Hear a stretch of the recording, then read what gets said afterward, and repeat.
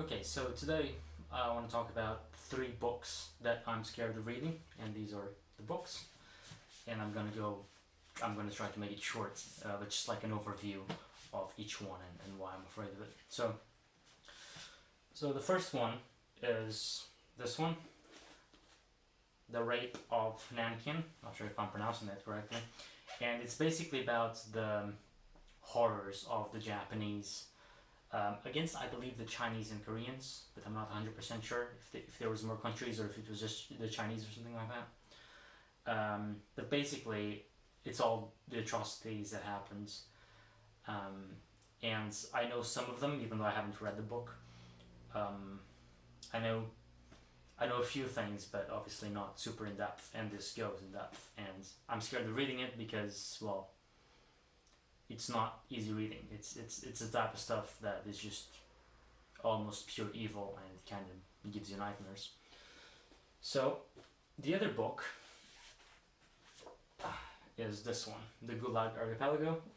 This is an abridged version. I'm not sure if that's how you say the word, but basically a condensed version. The original is 3 volumes, so it's quite long. I think it's over 1,000 pages in total. So this is a shorter version. And it's kind of in the same spirit as the first one, except it's about the Soviet Union gulags.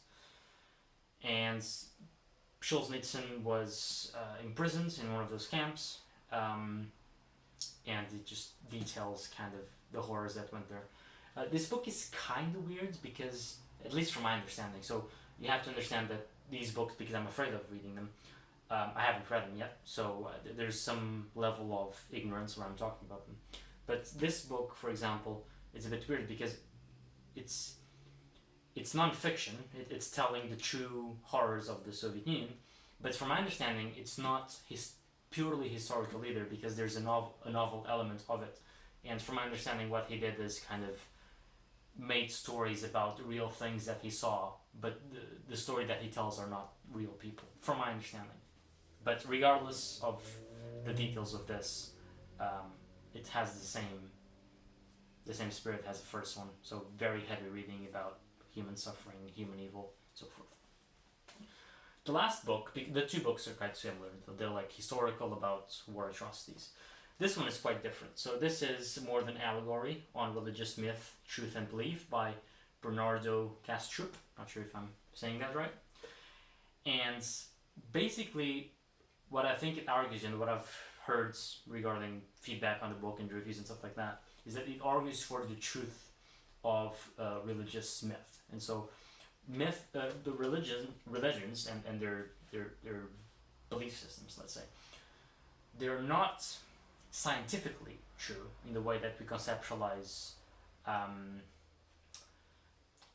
We have this implied assumption of truth, meaning that it's called the theory of correspondence. So there's a claim, and then you kind of match that claim against the real world.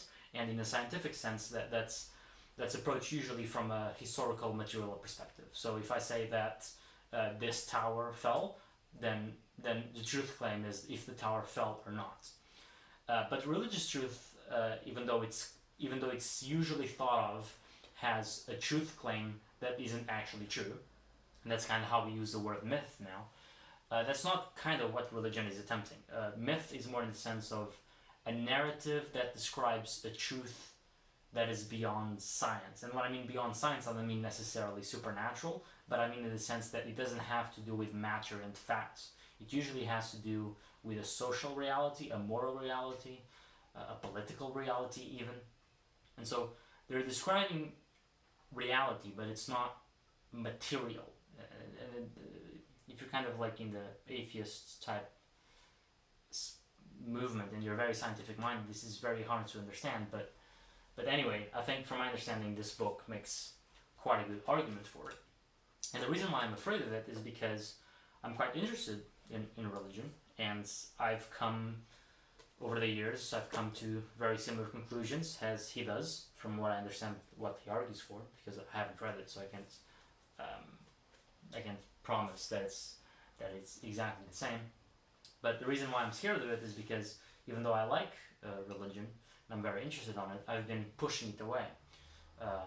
and kind of delaying getting into it. So right now I'm mostly focused on philosophy and psychology. And the reason why I'm doing that is because religion is very complicated, and so when I finally take a deep dive into it, I want to make sure that I'm very well educated and I'm not misled. But when I do get into religion, I have the intuition that it will just go a rabbit hole, and I'll just keep reading stuff that I get from the stuff that I'm reading, and it just kind of snowballs. And then that's all I'll read, and that's all I'll consume. And so I've been delaying it to try to cover other things first, so I can have a better foundation. And I have a sense that this book would kind of tip me over the edge in terms of like the religious snowball, we can say it. And so that's why I'm kind of also apprehensive to read it. And so that's it. So yeah, these are 3 books that I'm a bit hesitant to read, and I hope you enjoyed it.